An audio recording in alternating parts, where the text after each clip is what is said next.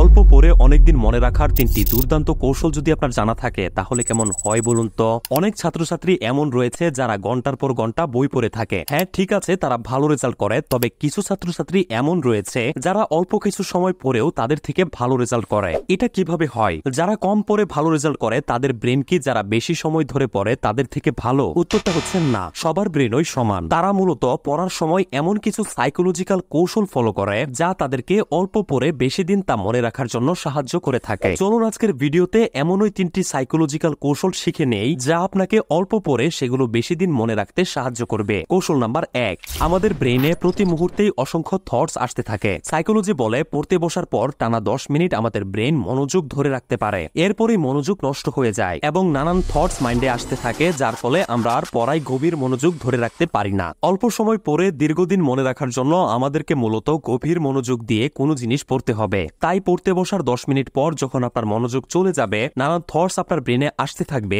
তখন শান্ত হয়ে বসুন, চোখ বন্ধ করুন, নাক দিয়ে 4 সেকেন্ড ধরে গভীর নিঃশ্বাস নিন এবং মুখ দিয়ে 6 সেকেন্ড পর্যন্ত নিঃশ্বাস ছাড়ুন। এভাবে 5 বার করুন এবং আবার পড়তে শুরু করুন। দেখবেন আপনি আগের থেকে বেশি মনোযোগ দিতে পারছেন। এটি একটি হেল্পফুল ইউনিক মেথড যা আপনার ব্রেনকে শান্ত করে, ব্রেনে আসা থটস গুলো দূর করে এবং পড়ালেখা বা কোনো কাজে ফোকাস করতে ম্যাজিকের মতো হেল্প করে। কৌশল নাম্বার 2, আপনি ঘন্টার পর ঘন্টা না পড়ে ডিসিপ্লিনের সাথে অল্প সময় পড়ুন। যেমন মনে করুন প্রতিদিন আপনি দিনে 3 ঘন্টা করে বই পড়ে থাকেন। এখন এই 3 ঘন্টা একটানা না পড়ে 3 বেলা 1 ঘন্টা করে পড়ুন। সকালে 1 ঘন্টা, বিকালে 1 ঘন্টা এবং রাতে 1 ঘন্টা। দিনে একবার একটানা 3 মাইল হাঁটার পরিবর্তে সেটাকে 3 ভাগে ভাগ করে প্রতিবার 1 মাইল করে হাঁটা শরীরের পক্ষে বেশি লাভজনক। ঠিক এরকমই টানা 3 ঘন্টা এক নাগারে পড়ার থেকে সেটাকে 3 পার্টে ভাগ করে 1 ঘন্টা করে পড়া বেশি উপকারী। এটাকে স্পেসিং এফেক্ট বা ডিস্ট্রিবিউটেড লার্নিং বলা হয়। সায়েন্টিফিকলি এটা প্রমাণ হয় যে মনে রাখার ব্যাপারে ডিস্ট্রিবিউটেড লার্নিং আপনার পারফরম্যান্স 46% বাড়াতে পারে। এর কারণ হলো যখন আপনি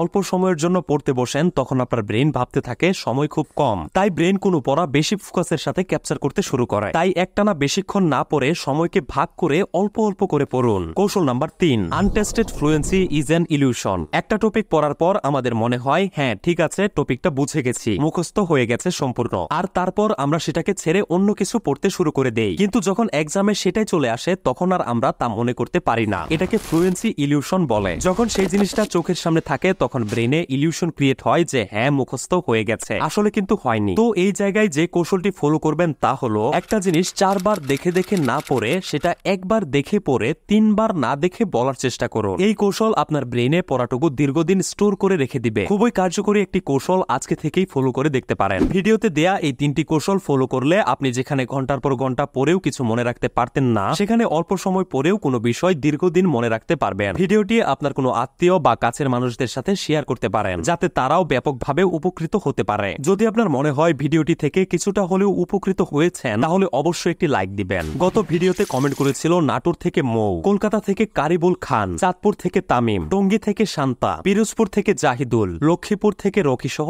আরো অনেকে। আপনি কোন জেলা থেকে দেখছেন এই ভিডিওতে কমেন্ট করে জানান। এরকম প্রয়োজনীয় ভিডিওগুলো মিস না করতে অবশ্যই পেজটি ফলো করে রাখুন। অনেক অনেক ধন্যবাদ।